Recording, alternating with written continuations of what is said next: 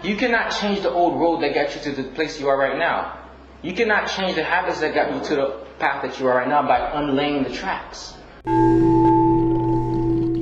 That will take forever to unlay the tracks of all your ill habits, all your negative beliefs. But what you can do, you can build new ones. And when you build new ones, these start to go away.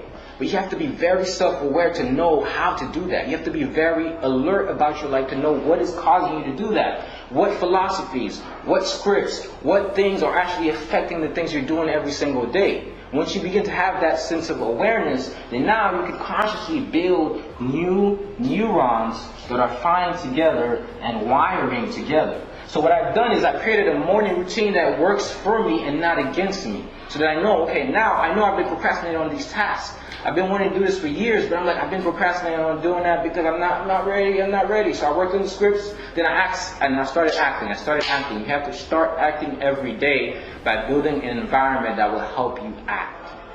So now how do you build an environment? First, you have to build a solid internal environment that matches your external environment to change your life.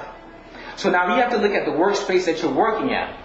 Now, if you work in your bedroom, that's where you play video games, and you work in your living room, that's where you watch TV, and you work here, and that's what... If you keep finding yourself distracted, let's say you had a habit of smoking and you're hanging out with the environment of friends that are constantly smoking, that are doing that, you cannot change your brain in the same environment that built those new neural pathways. So you almost have to look at the greener side of the other side by literally saying, okay, if I've been building this pathway here, pathway of destruction, pathway of least resistance, why did I resist those temptations, go to a new era of my life, and use the same thing I did for negative habits for positive ones?